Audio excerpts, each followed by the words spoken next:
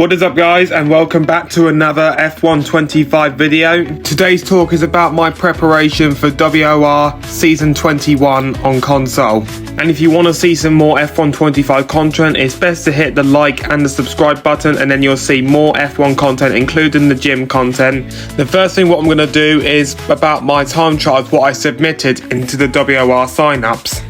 And after a month off playing F1 games during my time off F1, I have decided to get F1 25, and I've only been playing it for 15 days. And suddenly, here's my time trials. This is the lap time what I did in Qatar.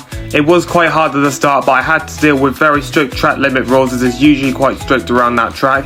And I managed to get a very decent time of a 1 minute 20.943. Now on to Bahrain. It did take quite a while for me to get around to that time.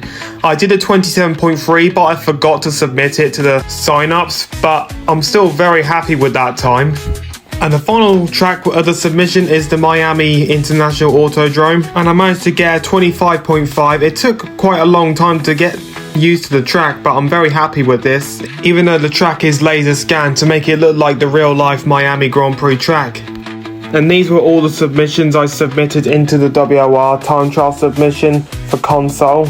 But then popped out an announcement at 12 o'clock this afternoon. Then ta-da! As you see here, I have been placed in console tier 2, which will race at Fridays at 7 PM starting next Friday.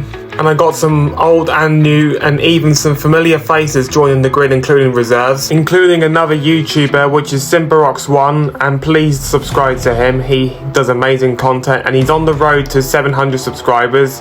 And if you can give him a sub and help him reach to 1,000 subscribers, that would be amazing. That'd be very helpful. And then came the drivers lineup, and the team I decided to race for is Williams Racing, and my teammate will be NVR Chelsea, who I remember how over the years of playing F1 23 and even 24 with him, even being part of FRT when I was there with him. And I can't wait to see what I can do, of course, over the 10 race season, which I'm going to show you next what tracks we're going to be doing. The track is going to be for round 1 of the season at Australia, where the real life F1 season started this year. For round 2, the track is going to be at the Circuit of Barcelona, Catalunya. The third round of the championship is going to be at one of the most popular racetracks in Formula 1 history, including Eau Rouge, which is the Belgian Grand Prix at Spa-Francorchamps. The fourth round of the season is going to be at the Circuit of the Americas for the United States Grand Prix. Then we go to halfway point throughout the Formula 1 season, which the fifth round of the season is going to be at Monte Carlo, the Circuit de Monaco for the Monaco Grand Prix, one of the most historical tracks in the Formula 1. Then after 5 rounds we go for a week-long break. And then round 6, the track is going to be at the Baku City Circuit for the Azerbaijan Grand Prix, which has a very long straight towards the start-finish line and the castle section. Don't do a Charles Leclerc. I am stupid. Back in 2019 at that track, at the castle section. And then for round 7, we go to one of the most historical tracks in Formula 1 history, which has been around since the year 1915, when Formula 1 was born. The track is going to be at the British Grand Prix at Silverstone, with amazing corners such as Abbey Corner, Village, Brooklands, Lutfield, Woodcote, and onto Copse, through Maggots, Beckett's and Chapel, onto Stowe and towards the Vale chicane.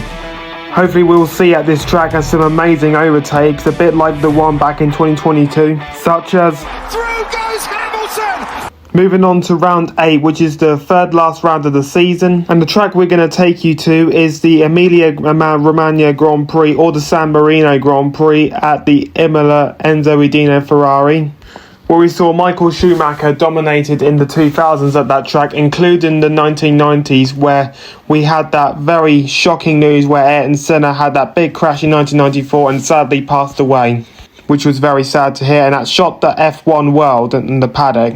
And I won't forget that time last year when Sebastian Vettel gave tribute to Ayrton Senna at the Emilia-Romagna Grand Prix last year to get everyone to do a whole lap, run, walk, cycle around the whole circuit.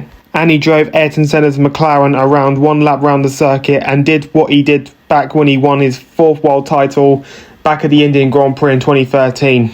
Then we're going to take you to the penultimate round of the WOR Championship, which is going to be at the Suzuka circuit for the Japanese Grand Prix, where we saw some amazing overtakes, especially with Fernando Alonso with Michael Schumacher back in 2005, where we had Senna and Prost's teammates crashed into each other back in 1989, and that's where Michael Schumacher picked up his 6th world title and became the first 6-time world champion at this circuit. Verstappen won there back in 2022 and to claim his 2nd world title, and so did Sebastian Vettel back in 2011.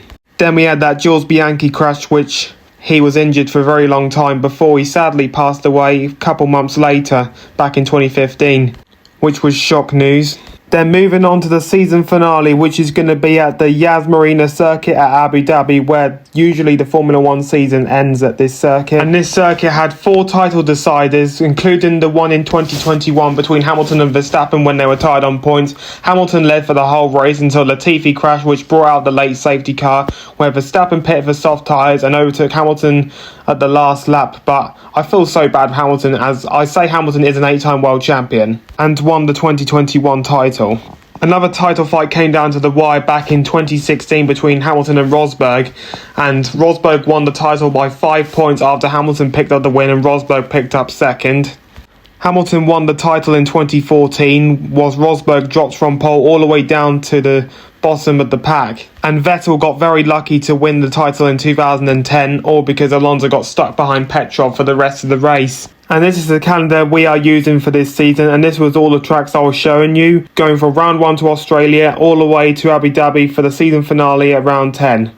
And this is what I've got to say about my WOR season preview. I hope you're excited to watch the races on my Twitch, YouTube and other socials, and please like and subscribe to this channel, and I'll see you next time. Peace.